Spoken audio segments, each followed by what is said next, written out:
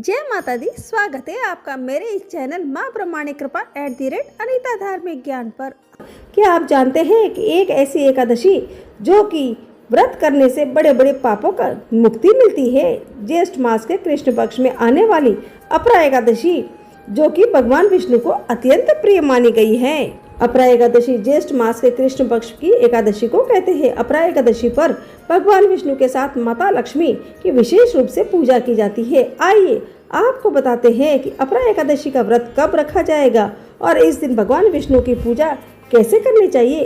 साथ में जानिए पूजा का शुभ मुहूर्त, महत्व और पारण का समय और इसकी और अधिक खास बातें। अपरा एकादशी का व्रत साल की सभी प्रमुख एकादशियों में से एक माना जाता है।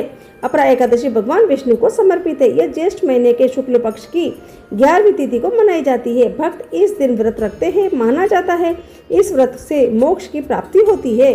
भगवान श्री कृष्ण ने स्वयं अपरा एकादशी के व्रत के महत्व के बारे में बताया है। एकादशी व्रत के दिन इन बातों का विशेष रूप से ध्यान रखना चाहिए। एकादशी व्रत के दिन अन्न का सेवन नहीं करना चाहिए। एकादशी का व्रत नहीं रखने वालों को भी चावल का सेवन नहीं करना चाहिए। एकादशी व्रत के दिन बाल, नाखून और दाढ़ी कटवाने की भूल कभी नहीं करना चाहिए और एकादशी व्रत के दिन ब्राह्मणों को कुछ दान अवश्य करना चाहिए। एकादशी व्रत के पारण करने के बाद अन्न का दान करना शुभ माना गया है। जय श्री कृष्ण। अपरा एकादशी को मोक्ष का द्वार माना गया है। भगवान कृष्ण ने भी इस व्रत के बारे में कहा है कि जो कोई भी भक्ति और ईमानदारी से यह व्रत रखता है वह सभी पापों से मुक्त हो जाता है और मोक्ष को प्राप्त करता है। अपरा शब्द का अर्थ है असीम, इसलिए इस व्रत को रखने के फायदे भी असीम है। आइए जानते हैं व्रत का महत्व, शुभ मुहूर्त और पूजा विधि के बारे में। पंचांग के अनुसार अपरा एकादशी इस बार 13 मई को अपरा एकादशी का व्रत मनाया जाएगा। एकादशी तिथि की शुरुआत 12 मई को दोपहर 2:52 पर शुरू होगी और वही इसका समापन 13 मई को दोपहर 1:29 पर होगा। यानी उदया तिथि के अनुसार 13 मई को ही व्रत रखना शुभ माना जाता है और इसका पारण का समय है द्वादशी के दिन 14 मई को किया जाएगा। पारण का समय सुबह 5:31 से लेकर सुबह 8:14 तक रहेगा। इस दौरान किसी भी समय व्रत का पारण जरूर करना चाहिए।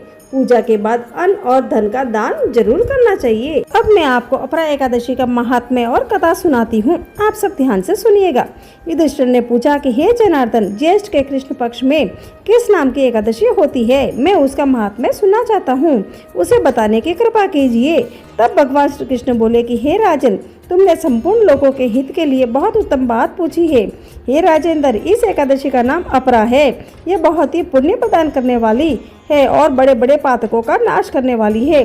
ब्रह्म हत्या से दबा हुआ, गोत्र की हत्या करने वाला, गर्भस्थ बालक को मारने वाला और पर निंदक तथा पर स्त्री लंपट पुरुष भी अपरा एकादशी के सेवन से निश्चय ही पाप रहित हो जाता है। जो झूठी गवाही देता है, माप तोल में धोखा देता है, बिना जाने ही नक्षत्रों की गणना करता है, कूटनीति से आयुर्वेदिक का ज्ञाता बनकर वैद्य का काम करता है, ये सब नरक में निवास करने वाले प्राणी हैं। परंतु अपरा एकादशी के सेवन से भी पाप रहित हो जाते हैं। यदि क्षत्रिय शास्त्र धर्म का परित्याग करके युद्ध में भागता है तो वह क्षत्रियोचित धर्म से भ्रष्ट होने के कारण घोर नरक में पड़ता है, जो महापातकों से युक्त होकर भयंकर नरक में गिरता है। किंतु अपरा एकादशी के सेवन से ऐसे मनुष्य भी सद्गति को प्राप्त होते हैं। माघ में जब सूर्य मकर राशि पर स्थित हो उस समय प्रयाग में स्नान करने वाले मनुष्य को जो पुण्य होता है, काशी में शिवरात्रि का व्रत करने से जो पुण्य प्राप्त होता है, गया में पिंड दान करके पितरों को तृप्ति प्रदान करने वाला पुरुष जिस पुण्य का भागी होता है, बृहस्पति के सिंह राशि पर स्थित होने पर गोदावरी में स्नान करने वाला मानव जिस फल को प्राप्त करता है, बद्रिकाश्रम की यात्रा के समय भगवान केदारनाथ के दर्शन से तथा बद्रीनाथ तीर्थ के सेवन से जो पुण्य फल प्राप्त होता है तथा सूर्य ग्रहण के समय कुरुक्षेत्र में दक्षिणा सहित यज्ञ करने, हाथी, घोड़ा और सुवर्ण दान करने से जिस फल की प्राप्ति होती है, अपरा एकादशी के सेवन से भी मनुष्य वैसे ही फल प्राप्त होता है। अपरा को उपवास करके भगवान वामन की पूजा करने से मनुष्य सब पापों से मुक्त हो जाता है, श्री विष्णु लोक में प्रतिष्ठित होता है। इसको पढ़ने और सुनने से सहस्त्र गोदान का फल मिलता है। युधिष्ठिर ने कहा कि हे जनार्दन, भजन अपरा का सारा महात्म्य मैंने सुना लिया है। अब मैं आपको एकादशी की छोटी सी गाथा सुनाती हूँ, आप सब ध्यान से सुनिएगा। प्राचीन काल में महिध्वज नाम के एक धर्मात्मा राजा थे, जिनका छोटा भाई वज्रध्वज बहुत ही क्रूर और अधर्मी था। वज्रध्वज ने षड्यंत्र रचकर अपने बड़े भाई की हत्या कर दी थी और उनके शरीर को एक पीपल के पेड़ के नीचे दबा दिया था। अकाल मृत्यु होने के कारण राजा महिध्वज की आत्मा प्रेत बनकर उसी पेड़ पर रहने लगी और राहगीरों को परेशान करने लगी। एक दिन धौम्य ऋषि उस रास्ते से गुजरे और अपनी दिव्य दृष्टि से राजा के प्रेत बनने का कारण जान लिया। ऋषि को राजा पर दया आ गई और उन्होंने राजा को प्रेत योनि से मुक्ति दिलाने के लिए स्वयं अपरा एकादशी का व्रत किया।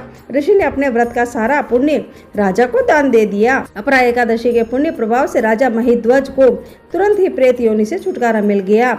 उनके सारे पाप धुल गए और वे एक दिव्य शरीर धारण कर स्वर्ग लोक को चले गए। जाते समय राजा ने धौम्य ऋषि का आभार प्रकट किया और बताया कि कैसे इस व्रत के से घोर कष्टों से मुक्त कर दिया। यह कहानी हमें यह सिखाती है कि चाहे अनजाने में भी कितनी भी बड़ी गलतियां हुई हो, यदि हम भगवान की शरण में जाते हैं और विधि विधान से व्रत का पालन करते हैं तो हमारे जीवन के दुखों का अंत जरूर होता है।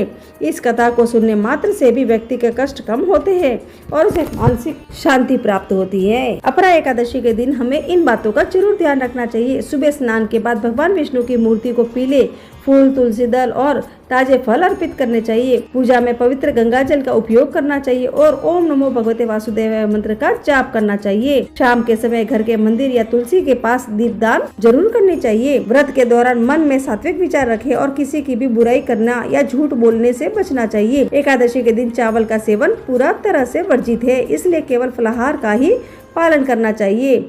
अगले दिन यानी द्वादशी को किसी भी जरूरतमंद व्यक्ति को भोजन करवाकर ही अपना व्रत खोलना चाहिए। अपरा शब्द का अर्थ ही है अपार, यानी जिसका फल असीमित हो। यह व्रत भगवान विष्णु को समर्पित है। इसे रखने से व्यक्ति को समाज में मान सम्मान सुख समृद्धि मिलती है। भक्त इस दिन सुबह जल्दी स्नान करके भगवान की आराधना करते हैं और अपनी इच्छा पूरी करने के लिए सच्चे मन से प्रार्थना करते हैं। यदि आप भी भगवान विष्णु की कृपा पाना चाहते हैं तो श्रद्धा से अपरा एकादशी का व्रत अवश्य करें। अगर आपको मेरा ये वीडियो पसंद आया है तो आप मेरे इस वीडियो को लाइक करें, शेयर करें और चैनल जरूर सब्सक्राइब करें। जय श्री कृष्ण।